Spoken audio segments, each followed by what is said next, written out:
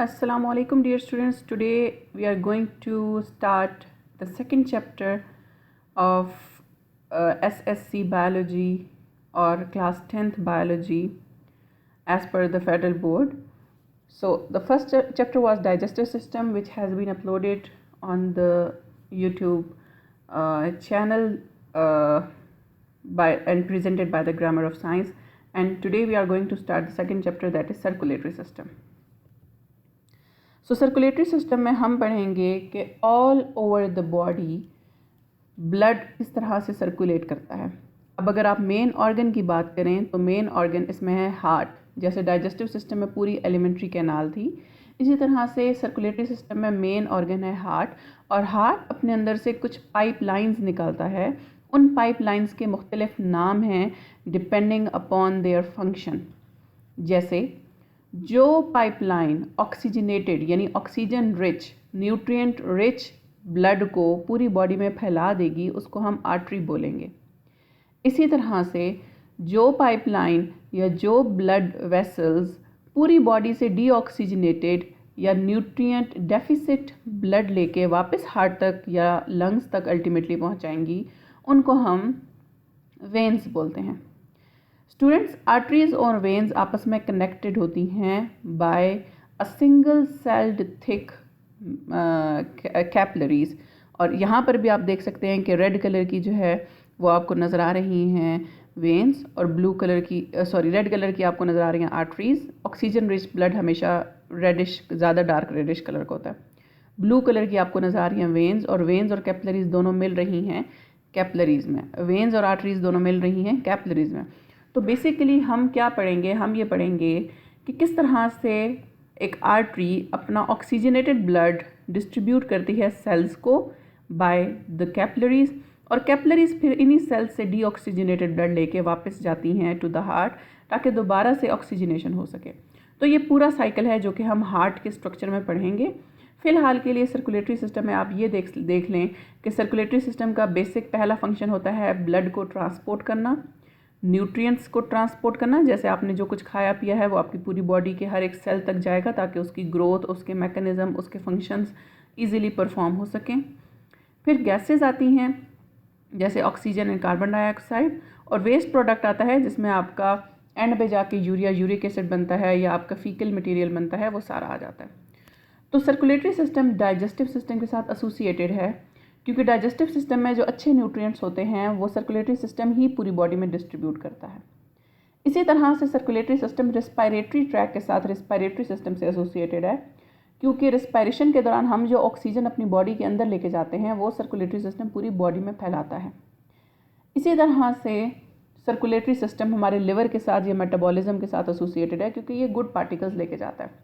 तो 3 सिस्टम्स यहाँ पे ओवरलैप कर रहे हैं और एक ऑर्गन सिस्टम बना रहे हैं। याद रखिए, सर्कुलेटरी सिस्टम एक पूरा सिस्टम है, लेकिन जब ये किसी दूसरे सिस्टम या सिस्टम्स के साथ मिलेगा, it will form the organ system.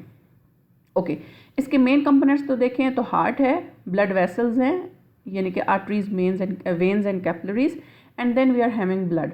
अब ब्लड के अंदर मल्टीपल आगे टाइप्स आ जाएंगी जो कि हम इस चैप्टर में पढ़ेंगे। अच्छा, इसका बेसिक फंक्शन क्या है? It will maintain homeostasis. Homeo कहते हैं सेम चीज़ को, stasis is the condition. So homeostasis क्या है कि सेम कंडीशन को मेंटेन करना। जैसे ऑक्सीजन कंटेंट सेम मेंटेन होगा, जैसे न्यूट्रिएंट कंटेंट मेंटेन रहेगा, जैसे गैसियस एक्सचेंज मेंटेन रहेगा, and oxygen delivery okay plays a role in immunity and thermoregulation. Immunity क्या है? इम्यूनिटी बेसिकली हमारी बॉडी के अंदर प्रोड्यूस होने वाले कुछ ऐसे सेल्स हैं जो हमें बीमारियों से बचाते हैं। इम्यूनोग्लोबिन, इसी तरह से टी सेल्स, बी सेल्स, इस सारी चीज़ों का पार्ट है। थर्म कहते हैं हीट को, रेगुलेशन मतलब रेगुलेट करना, थर्मो रेगुलेशन मतलब हीट की रेगुलेशन। आपको जैसे ही गर्मी लगना शुरू होगी, आपकी बॉडी के अंदर ऐसे मैकेनिज्म स्टार्ट होंगे जो कि आपका पसीना जो है वो रिलीज़ करेंगे, और एज अ रिज़ल्ट आपका बॉडी कूल डाउन होना शुरू हो जाएगी। इसी तरह जैसे ही आपको सर्दी लगेगी तो during cold you will start shivering, आपकी बॉडी कपकपी तारी हो जाएगी, शिवरिंग स्टार्ट हो जाएगी, जिसकी वजह से आपकी बॉडी के अंदर मैकेनिज़्म स्टार्ट होगा, मैकेनिकल एनर्जी बनेगी और आपको हीट मिलेगी। इसका मतलब है बॉडी टेम्परेचर रेगुलेट करें। तो याद रखिए हम थर्मो रेगुलेट कर सकते हैं, हम अपने एनवायरनमेंट, जैसे एनवायरनमेंट का टेम्परेचर हाई हो जाएगा तो हमारी बॉडी उसको रेगुलेट करके 37 के आसपास ही हमारा बॉडी टेम्परेचर रखेगी अनटिल एंड अनलेस हमें कोई बीमारी ना लगे। ओके, तो ये इस चैप्टर का थोड़ा छोटा सा इंट्रोडक्शन था। फॉर द नेक्स्ट स्लाइड हमारे पास क्या है, organs connected to blood circulatory system. तो अब आपको ब्लड सर्कुलेटरी सिस्टम पूरे का पूरा नज़र आ रहा है। ब्लू कलर में वेन्स हैं, रेड कलर में आर्टरीज हैं और दरमियान में कैपिलरीज आपको नज़र आएंगे। तो क्या है कि सबसे बेसिक जो ऑर्गन है हमने कहा हार्ट है, और हार्ट से एसोसिएटेड हैं ब्लड वेसल्स। तो ब्लड वेसल्स क्या हैं? ब्लड वेसल्स वो पाइपलाइंस हैं जो कि हेल्प आउट करेंगी इस ब्लड को to circulate all over the body. अब जैसे हमारे पास 3 मेन ब्लड्स हैं, जैसे आर्टरीज, वेन्स और कैपिलरीज, ठीक है। इसमें आप आगे फर्स्ट ईयर या सेकंड ईयर में पढ़ेंगे या हायर क्लासेस में पढ़ेंगे कि आर्टरीज मज़ीद छोटी आर्टरीज में तब्दील होती हैं जिनको हम आर्ट्रियोल भी बोलते हैं। वेन्स छोटी वेन्स में कन्वर्ट होती हैं जिन्हें हम वेन्यूल बोलते हैं, यानी छोटी वेन इज़ वेन्यूल, छोटी आर्टरीज इज आर्ट्रियोल। लेकिन फ़िलहाल के लिए 3 मेन कैटेगरीज हैं, 3 मेन ब्रांचेज हैं, arteries, veins and capillaries. A for arteries, A for अच्छी, मतलब they will carry out the oxygenated blood, इस वजह से ये अच्छी हैं। ऑल इन वेन यानी सब बेकार है। Vein is for waste material and veins वो ब्लड वेसल्स होंगी जो कि वेस्ट मटेरियल या डी ऑक्सीजनेटेड ब्लड कैरी करेंगी। ऑक्सीजनेटेड मतलब ऑक्सीजन रिच ब्लड जो कि पूरी बॉडी को सप्लाई कर सकता है। डी ऑक्सीजनेटेड मतलब वेस्ट मटेरियल यानी कि जिसके अंदर ऑक्सीजन की कमी है और कार्बन डाइऑक्साइड ज़्यादा है। डी मतलब रिमूवल, ऑक्सीजनेटेड मतलब ऑक्सीजन, डी ऑक्सीजनेटेड मतलब ऑक्सीजन का रिमूवल। और कैपिलरीज बहुत छोटी वेन्स हैं, बहुत छोटी ब्लड वेसल्स हैं। आर्टरीज क्या करेंगी? ऑक्सीजनेटेड ब्लड कैरी करेंगी, और ऑक्सीजनेटेड ब्लड याद रखिएगा हमेशा हार्ट से पूरी बॉडी में डिस्ट्रीब्यूट होगा। Have thick muscular walls to withstand high pressure, इनके अंदर हाई प्रेशर होता है क्योंकि इन्होंने पूरी बॉडी को डिस्ट्रीब्यूट करना होता है। और ये स्मॉलर वेसल जिनको हम आर्ट्रियोल बोलते हैं उनमें कन्वर्ट होती हैं। कैपिलरीज क्या हैं? कैपिलरीज बहुत छोटी हैं, जैसे कि आपको यहाँ पर नज़र आएंगी, ये कैपिलरीज हैं यहाँ पर और यहाँ पर। ये कैपिलरीज क्या करती हैं? ये बिल्कुल एक सेल के बराबर इनकी चौड़ाई होती है और इसका बेसिक काम होता है ये एक्सचेंज करेंगी। हमारी बॉडी के मुख्तलिफ सेल्स इन वेन्स के साथ मौजूद होते हैं और इन वेन्स के दरमियान, इन वेन्स के सेल्स, हमारी बॉडी के मुख्तलिफ सेल्स के आसपास ये कैपिलरीज होंगी और कैपिलरीज इन सेल्स के दरमियान एक्सचेंज करवाएंगी न्यूट्रिएंट्स का और वेस्ट प्रोडक्ट का। इसी तरह से फिर वेन्स आ जाती हैं, तो वेन्स क्या करेंगी? डीऑक्सीजनेटेड ब्लड कैरी करेंगी, हर सेल से ऑक्सीजन डेफिसिट या carbon dioxide rich blood carry करेंगी और वापस हार्ट को पहुंचा देंगी। तो अगर हम इधर छोटा सा एक समझ लें कि एक फ्लो चार्ट बनाएं, तो सबसे पहले आपके पास क्या आता है? सबसे पहले आपके पास आता है हार्ट,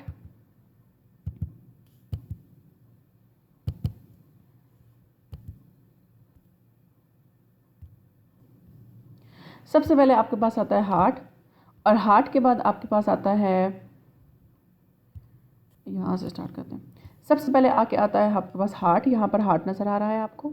हार्ट क्या करेगा? एओर्टा के थ्रू पूरी बॉडी में डिस्ट्रीब्यूट करेगा ऑक्सीजनेटेड ब्लड और यहाँ पर कैपिलरी को देगा। कैपिलरी क्या करेगा? सेल्स को ट्रांसपोर्ट करेगा। जब कैपिलरी सेल को ऑक्सीजनेटेड ब्लड ट्रांसपोर्ट करेगा तो हर सेल अपना वेस्ट प्रोडक्ट बाहर निकालेगा, कार्बन डाइऑक्साइड या वेस्ट प्रोडक्ट की फॉर्म में। तो कार्बन डाइऑक्साइड या वेस्ट मटेरियल क्या करेगा? इन वेन्स के थ्रू होता हुआ वापस हार्ट के पास जाएगा। हार्ट क्या करेगा? इसे लंग्स तक पहुंचाएगा और लंग्स क्या करेंगे? इसे फिर ऑक्सीजनेट करेंगे। जो हम सांस ले रहे हैं उससे ऑक्सीजन अंदर आ रही है, ये देखें लंग्स हैं, हम सांस ले रहे हैं, सांस से ऑक्सीजन अंदर आ रही है और वो ऑक्सीजन इस पूरे ब्लड में शामिल होगी, जिसकी वजह से ये डीऑक्सीजनेटेड ब्लड वापस ऑक्सीजनेटेड ब्लड बन जाएगा। जब ये ऑक्सीजनेटेड ब्लड बनेगा तो वापस ये जाएगा हार्ट में। अब आपने देखा कि एक बार ऑक्सीजनेटेड ब्लड लंग्स से होता हुआ हार्ट के पास आ रहा है और एक बार डीऑक्सीजनेटेड ब्लड सेल्स से होता हुआ हार्ट के पास जा रहा है। इसका मतलब है हार्ट 2 बार ब्लड को रिसीव करेगा, एक बार ऑक्सीजनेटेड फॉर्म में फ्रॉम द लंग्स, एक बार डीऑक्सीजनेटेड फॉर्म में from the cells. So heart will receive all the blood 2 times. That's why the human blood circulatory system is also known as double circuit circulation. ये question जब मैं 10th class में थी तब मेरे पेपर में आया था, what is double circuit circulation. तो डबल सर्किट सर्कुलेशन क्या है कि जब हार्ट 2 बार ब्लड रिसीव करेगा, one is from the heart in the form of oxygenated blood and the other one is from the body in the form of deoxygenated blood. ठीक हो गया?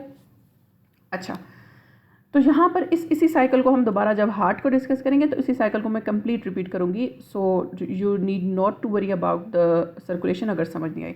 आपको बस अभी इतना समझना है कि हार्ट का बेसिक फंक्शन क्या है, ब्लड और न्यूट्रिएंट गैसेस एक्सचेंज और वेस्ट प्रोडक्ट को ट्रांसपोर्ट करना और इन्हें अपनी मंजिल तक पहुँचाना। ओके, नेक्स्ट हमने 3 मेन टाइप्स की ब्लड वेसल्स या पाइपलाइंस पढ़ी। आर्टरीज ऑक्सीजनेटेड ब्लड उठाएंगी, कैपिलरीज सेल्स तक एक्सचेंज करेंगी ऑक्सीजन, कार्बन डाइऑक्साइड और न्यूट्रिएंट्स या वेस्ट को, और वेन्स जो है वो डीऑक्सीजनेटेड ब्लड उठाएंगी। ऑक्सीजनेटेड ब्लड हमेशा हार्ट के पास जाएगा ताकि पूरी बॉडी में डिस्ट्रीब्यूट हो सके, और डीऑक्सीजनेटेड ब्लड हमेशा बॉडी से आएगा हार्ट के पास ताकि वो ऑक्सीजनेशन के लिए जा सके लंग्स के पास।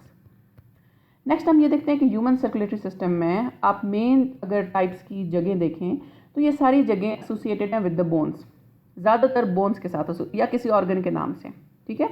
अब ये पूरा जो है वो, ये मुझे बड़ी अच्छी लगी थी पिक्चर, ये पूरी जो है वो आपको पूरी बॉडी की जितनी भी आर्टरी वेन्स हैं उनमें मैक्सिमम को ये कवर अप करिए। जैसे ये देखें, रेडियस आपके इस बाजू की हड्डी को बोल रहे हैं तो रेडियल आर्टरी हो गया। इसी तरह अल्ना आपकी इस बॉडी की बाजू की हड्डी को बोलते हैं, इसलिए अल्नर आर्टरी, ठीक है।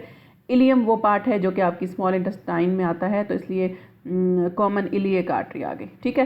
पाम है आपका तो पाल्मर आर्टरी, डिजिट्स हैं आपके तो डिजिटल आर्टरी। तो ये सारा आपका बेसिकली पूरी बॉडी की जितने भी हड्डियां हैं, जितने भी ऑर्गन्स हैं मेन, उनके आसपास कनेक्ट करता है। लेकिन जो आपकी बुक में बना हुआ है that is more similar to this one, so मैंने इसको भी साथ पेस्ट कर दिया। हम इसको स्टार्ट करते हैं। आपकी गर्दन में जुगुलर वेन होती है जिसको हम कहते हैं शहरग।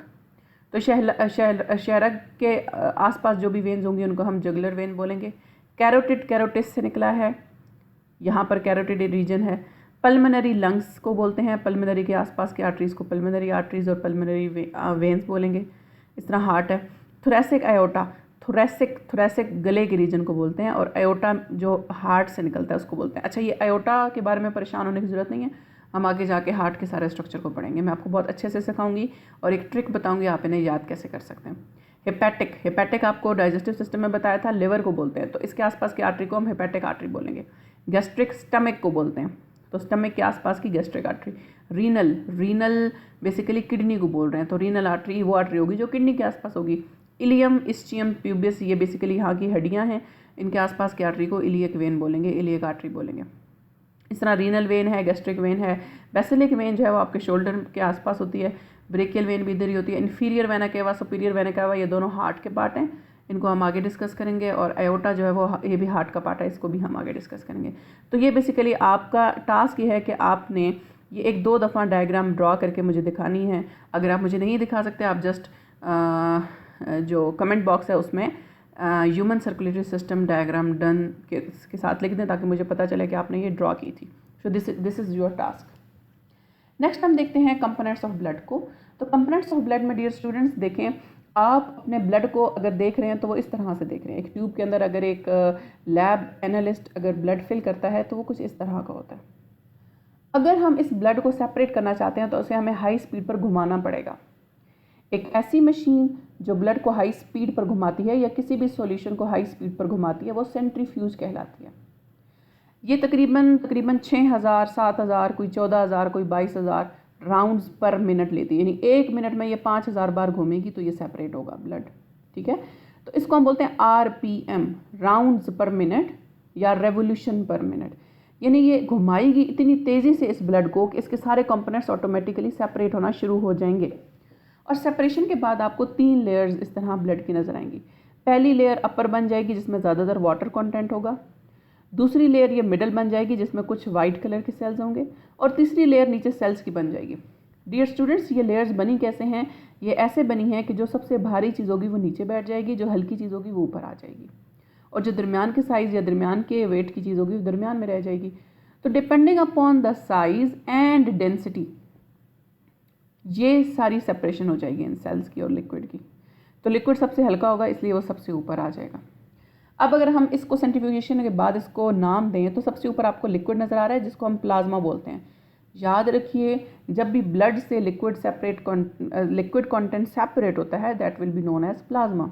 इस प्लाज्मा के अंदर फिर सीरम भी निकल सकता है, प्लाज्मा भी, लेकिन अभी के लिए आप इतना समझें कि ये प्लाज्मा है जो हमारी ब्लड का आधे से ज़्यादा हिस्सा बनाता है, यानी 55% of our blood is plasma. और प्लाज्मा के अंदर कुछ खास नहीं होता। प्लाज्मा के अंदर जो वो ज़्यादातर वाटर कंटेंट होता है, डिसॉल्व सब्सटेंसेस होते हैं जैसे सॉल्ट वगैरह हो गया, ठीक है, इस तरह की चीज़ें होती हैं। इसी तरह कुछ इसके अंदर प्रोटीन्स भी होती हैं, कुछ इसके अंदर इम्यूनिटी से रिलेटेड भी चीज़ें होंगी, और कुछ इसके अंदर सॉल्ट, वाटर, कुछ आयंस होंगे, कुछ मेटाबोलाइट्स हो सकते हैं, कुछ हार्मोन्स हो सकते हैं, कुछ गैसेस हो सकते हैं। यानी कि प्लाज्मा बेसिकली बहुत अपने अंदर बहुत कुछ छुपाए हुए हैं, ठीक है। नेक्स्ट हम देखते हैं कि दरमियान में वाइट ब्लड सेल्स हैं। वाइट ब्लड सेल्स भी हमारी इम्यूनिटी में इंपॉर्टेंट रोल प्ले करते हैं, जिन्हें इनके साथ साथ प्लेटलेट्स भी यहाँ अवेलेबल हैं। इनका फंक्शन हम आगे देखते हैं। और फिर रेड ब्लड सेल्स आ जाए जिनको हम इरिथ्रोसाइट्स भी बोलते हैं। ओके, तो यहाँ पर हम इसको पढ़ लेते हैं। Blood is a special connective tissue. Connective tissue का मतलब है टिश्यूज़ की टाइप्स होती हैं, उनमें एक कनेक्टिव टिश्यू आता है, ठीक है। अब कनेक्टिव टिश्यू क्या करता है, इसमें क्या क्या चीज़ें हैं, number 1 plasma, number 2 blood cells, और नंबर 3 जो है वो इसमें हमारे पास आ जाते हैं प्लेटलेट्स या फिर थ्रोम्बोसाइट्स, इरिथ्रोसाइट्स आ जाते हैं, वो हम आगे पढ़ते हैं।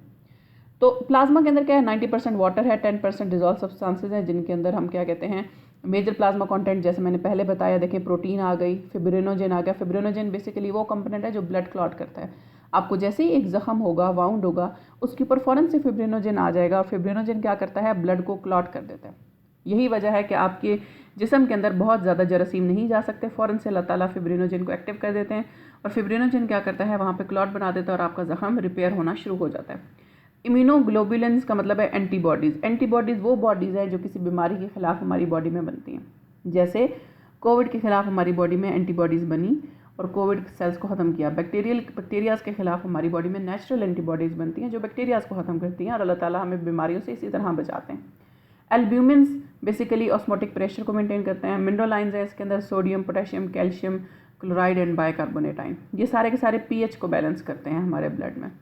मेटाबोलाइट्स और वेस्ट है, amino acid, glucose, urea, uric acid वगैरह। हार्मोन्स हैं, आपकी बॉडी के अंदर मल्टीपल हार्मोन्स बन रहे हैं जो कि ब्लड ट्रांसपोर्ट करता है, तो वो बेसिकली प्लाज्मा के अंदर ही होते हैं। अब मैं एग्जांपल देना शुरू करूँ तो बहुत ज़्यादा हार्मोन्स हैं आपके। पिट्यूटरी ग्लैंड हार्मोन रिलीज़ कर रहा है, थायराइड ग्लैंड हार्मोन रिलीज़ कर रहा है, पेनक्रियाज रिलीज़ कर रहा है, इसी तरह से आपका एड्रीनल ग्लैंड रिलीज़ हो रहे हैं किडनी के ऊपर वाले ग्लैंड से, इस तरह ओवरीज एंड टेस्टिस भी ग्लैंड रिलीज़ कर रहे हैं। इस तरह से इसमें carbon dioxide and oxygen gases होती हैं प्लाज्मा के अंदर। नेक्स्ट आ गया ब्लड सेल्स। तो ब्लड सेल्स को आप देखें कि ब्लड सेल्स हमारे पास कौन कौन से हैं, 3 टाइप्स के हैं, red blood cells, white blood cells and platelets. Platelets को हम थ्रोम्बोसाइट्स बोलते हैं। First of all we will study about red blood cells. Red blood cells को इरिथ्रोसाइट्स भी कहते हैं। तो आपको अगर डेफिनेशन आ जाए डिफाइन इरिथ्रोसाइट, तो आपने रेड ब्लड सेल का लिखना है, ठीक है। इनकी शेप आप देख लें, सर्कुलर है, फ्लैट शेप है, ठीक है, बाइकनकेव और बाइकन्वेक्स, ये फिजिक्स में आप लोग पढ़ते हैं। बाइकनकेव एक स्पेशल टाइप का मिरर होता है, हमारे जो रेड ब्लड सेल्स हैं वो बाइकनकेव शेप के हैं, और इनके अंदर न्यूक्लियस नहीं होता। अच्छा याद रखिएगा, न्यूक्लियस इनके अंदर जब ये अडल्ट हो जाएं, जब ये मेच्योर हो जाएं तब नहीं होता। जब ये छोटे सेल्स होते हैं, जब ये समझे बेबीज़ होते हैं, तब इनके पास न्यूक्लियस होता है। So when they get adult they contain no nucleus, ठीक। और इसके अंदर हीमोग्लोबिन होता है। हीमोग्लोबिन वो कंपोनेंट है रेड ब्लड सेल्स का जो कि ऑक्सीजन कैरी करता है, हीम कैरी करता है। इसका फंक्शन रेड ब्लड सेल का क्या है, ये ऑक्सीजन को कैरी करता है और कार्बन डाइऑक्साइड को। तो एक वक्त में एक रेड ब्लड सेल 4 ऑक्सीजन के मॉलिक्यूल्स को उठा सकता है। अच्छा, इसके ये कहाँ पर बनते हैं, बोन मैरो में पहले बनते हैं, फिर ये स्प्लीन और लिवर में आ जाते हैं ताकि मेच्योर हो सकें, और 120 दिन का एक साइकिल होता है, यानी 3 महीने बाद आपका रेड ब्लड सेल ख़त्म होगा और नए रेड ब्लड सेल्स बनेंगे। कहाँ पर बनेंगे, स्प्लीन और लिवर के अंदर, और कहाँ से आएंगे, बोन मैरो से आएंगे। This is very important, okay. अच्छा, अब हम कंपोनेंट्स जो पढ़े थे पीछे जो था, इसमें ये क्लियर करके लिखा हुआ है। ये जो आपने देखा था प्लाज्मा, वाइट ब्लड सेल और रेड ब्लड सेल, यहाँ पे ये क्लियर करके लिखा हुआ है। सबसे ऊपर प्लाज्मा है, प्लाज्मा के अंदर potassium chloride, protein, water, sodium, ये सब कुछ आइंस हैं। फिर प्लेटलेट्स हैं, प्लेटलेट्स के अंदर लिम्फोसाइट एंड मोनोसाइट्स हैं जो दोनों इम्यूनिटी में इंपॉर्टेंट रोल प्ले कर रहे हैं। देन हमारे पास रेड ब्लड सेल्स हैं जिनको हम एसिनोफिल, न्यूट्रोफिल्स वगैरह कहते हैं, ओके। नेक्स्ट हमारे पास हैं white blood cells. White blood sales की कोई ऐसा शेप नहीं है, ये इरेगुलर शेप के होते हैं और इनमें आगे बहुत सारी टाइप्स हैं। इनका स्पैन बहुत छोटा होता है। इनके अंदर आपको न्यूक्लियस नज़र आ रही है, देखिए इसका न्यूक्लियस पर्पल कलर का न्यूक्लियस है, ये सारे इसके न्यूक्लियस हैं। इनका स्पैन 3 to 4 डेज होता है, ठीक है, और ये इन्फेक्शंस के अगेंस्ट बॉडी को बचाते हैं। इनमें 2 टाइप्स हैं, एक वो हैं जिनके अंदर छोटे दानेदार स्ट्रक्चर नजर आएगा जिनको हम ग्रेन्यूलोसाइट्स बोलते हैं। ग्रेन्यूलो मतलब ग्रेन कंटेनिंग, छोटे छोटे दानेदार structure. Cytes mean cells, granulocytes मतलब ऐसे सेल्स जिनके अंदर दानेदार स्ट्रक्चर होगा। ए ग्रेन्युलोसाइट, ए का लफ्ज़ बायोलॉजी के अंदर एब्सेंस के लिए इस्तेमाल होता है। ए का लफ्ज़ एब्सेंस मतलब ए ग्रेन्युलोसाइट ऐसी चीज़ जहाँ पे ग्रेन्यूल्स एब्सेंट होंगे। सो ए ग्रेन्युलोसाइट ऐसे सेल्स हैं जिनमें ग्रेन्यूल्स नहीं होंगे, आपको एक ही न्यूक्लियस नजर आएगा। तो white blood cell has been divided into two main categories, granulocyte and a granulocyte. Granulocytes contain some sort of grains जिनमें तीन मेन टाइप्स हैं, neutrophil, eosinophils and basophils. While अब यहाँ पर देखें ना, न्यूट्रोफिल्स क्या करते हैं, किसी पैथोजन को खा जाएंगे। ये क्या करते हैं, इनगल्फ कर देते हैं। इनगल्फ मतलब खा जाना। फैगोसाइटोसिस, फैगो मीन खाना, eating, cyto mean killing, cyto mean cell, sis mean killing. Phagocytosis किसी चीज़ को मार के खा जाना। एओसिनोफिल, एओसिनोफिल क्या करेंगे, ये किसी भी एलर्जी के रिएक्शन को कंट्रोल करेंगे। आपको जब फ्लू होता है, आपकी नाक बहुत ज़्यादा बहना शुरू हो जाती है, छींकें आती हैं, आपकी नाक रेड हो जाती है, उससे आपको कंट्रोल करते हैं। बेजोफिल, अच्छा बेजोफिल एओसिनोफिल के अल्टरनेटिव काम करते हैं। बेजोफिल क्या करेंगे, जहाँ पे आपकी रिएक्शन या एलर्जी शुरू होगी वहाँ पे ये हिस्टामिन रिलीज़ करेंगे ताकि आपको इचिंग हो, रेडनेस हो। ये भी एक इम्पॉर्टेंट कंपोनेंट है, इचिंग और रेडनेस होने से ही ब्लड वहाँ पे सर्कुलेट करेगा और आपको बीमारी से बचाएगा। ओके, नेक्स्ट हमारे पास आ गया ए ग्रेनुलोसाइट। ए ग्रेनुलोसाइट मतलब इसमें ग्रेन्स मौजूद नहीं होंगे। इसकी दो टाइप्स हैं, लिम्फोसाइट एंड मोनोसाइट। अच्छा, मोनोसाइट का बेसिक काम यही है, ये वही वाला काम करते हैं जो न्यूट्रोफिल्स करते हैं, लेकिन न्यूट्रोफिल्स का थोड़ा मैकेनिज्म बहुत तेज़ होता है। सबसे पहले जो एम्बुलेंस पहुंचती है वो न्यूट्रोफिल्स की पहुंचती है किसी भी इन्फेक्शन वाली साइट पे। लेकिन मोनोसाइट क्या करेंगे, मोनोसाइट किसी भी बैक्टीरिया को या डेड सेल को इंजेस्ट कर लेंगे ताकि बाकी जगह उससे बच जाए, इन्फेक्शन फैले ना। अब लिम्फोसाइट के आगे भी आगे देखें तो दो टाइप्स हैं, टी लिम्फोसाइट और बी लिम्फोसाइट। बी सेल्स इसमें क्या करेंगे, एंटीबॉडीज़ बनाएंगे, और टी सेल्स क्या करेंगे, किसी भी चीज़ को खा जाएंगे, डेड कर देंगे। फर्दर आप फर्स्ट ईयर सेकंड ईयर में पढ़ेंगे कि बी और टी सेल्स दोनों की भी आगे सब टाइप्स हैं।